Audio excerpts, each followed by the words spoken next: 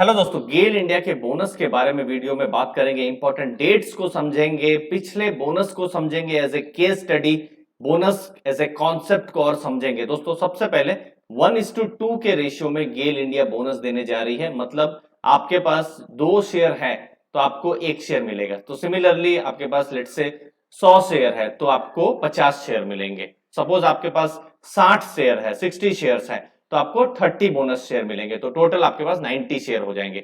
तो जो बोनस का जो एडजस्टमेंट होगा, जो एक्स बोनस डेट है वो है 6 सितंबर को, जो आपको नोट करके रखना है। उस दिन बोनस एडजस्टमेंट भी होगा और उस दिन जो शेयर प्राइस है गेल इंडिया का वो भी गिरेगा। तो वो मैं एग्जांपल जो है वो मैं आपको यहां पर वीडियो में समझाता हूं। तो देखिए, ये वीडियो में जो 5 तारीख जो गेल इंडिया का जो प्राइस है उससे मैं पहले बना रहा हूं। तो जैसे अभी 134 का प्राइस चल रहा है, बोनस रेशियो है 1:2 का। ठीक है, तो यहां पर मैं थोड़ा बड़ा कर देता हूं। 1:2 का ये बोनस रेशियो है।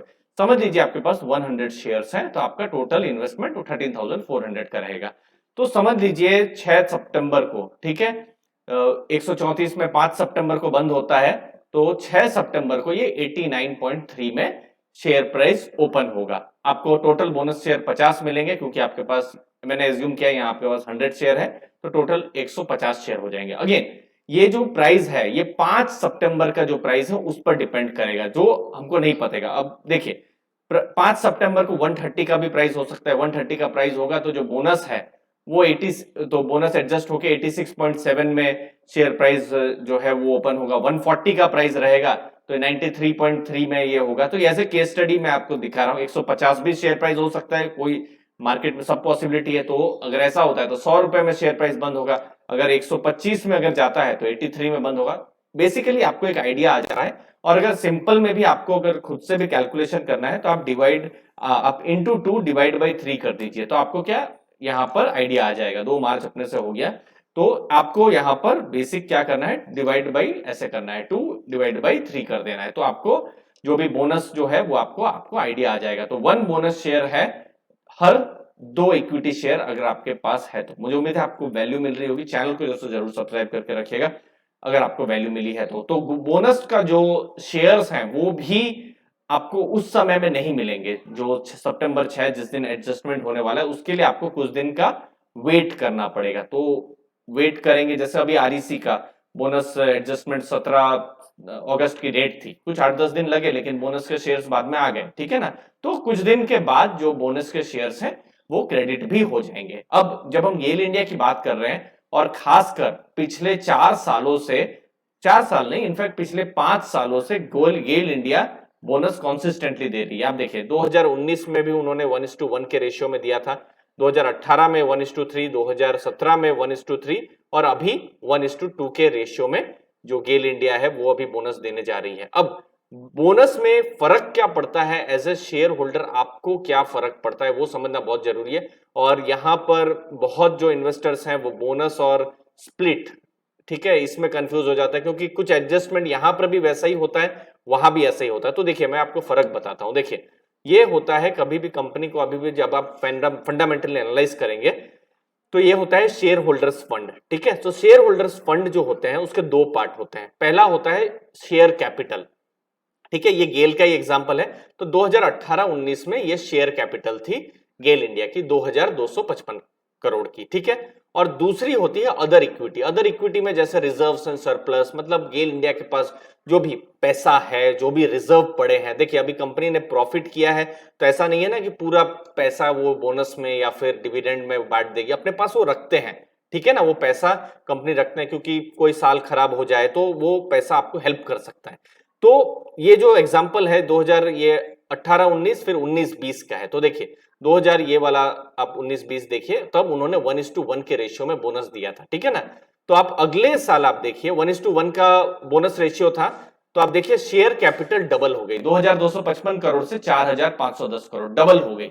और जब वो डबल हो जाती है तो जो शेयर होल्डर्स फंड जो है वो थोड़े कम हो जाते हैं। ठीक है ना, तो ओवरऑल इंपैक्ट क्या हुआ कि कंपनी ने आपको शेयर्स ज्यादा दे दिए और शेयर्स आपको दिए तो उनका जो फंड्स हैं वो थोड़े कम हो गए। वो हम यहां पर समझेंगे। तो ये थोड़ा सा एडवांस लेवल का कॉन्सेप्ट होने वाला है लेकिन ये समझना बहुत जरूरी है। अगर आप इन्वेस्टर है अगर आप बिगिनर हैं तो। नहीं तो क्या होगा कि कोई भी आपको टिप देके चला जाएगा और आप कोई भी स्टॉक को मतलब गलत स्टॉक को भी खरीद लेंगे। तो ये जरूर समझिए एज ए केस स्टडी। देखिए ये 2019 का ही हम एग्जांपल ले रहे हैं, 2019-2020 का ही।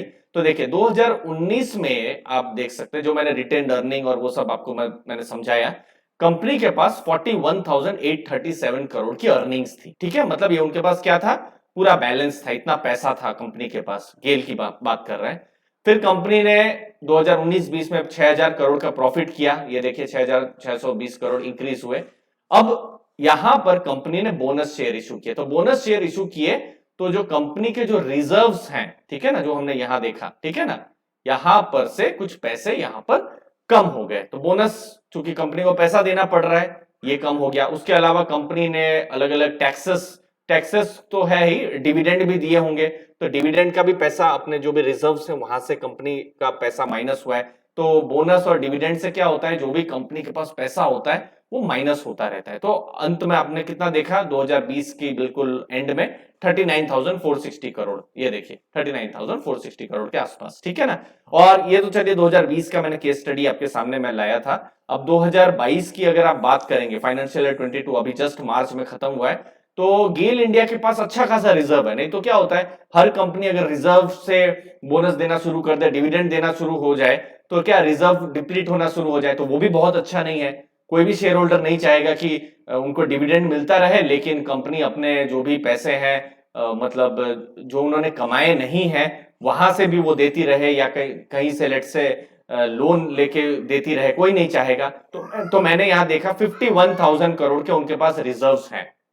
देख अच्छा खासा पोजीशन है जहां पर गेल इंडिया और ज्यादा अभी भविष्य में भी प्रॉफिट करती है, तो डिविडेंड भी दे सकती है और बोनस भी दे सकती है। क्योंकि अब देखिए 39,000 करोड़ का तो 2020 में था, 2 साल में ये 51,000 करोड़ का रेवेन्यू तो रिजर्व्स हो गए। तो ये होना बहुत ही पॉजिटिव हो जाता है। तो फिलहाल 134 के पास गेल इंडिया का शेयर प्राइस है।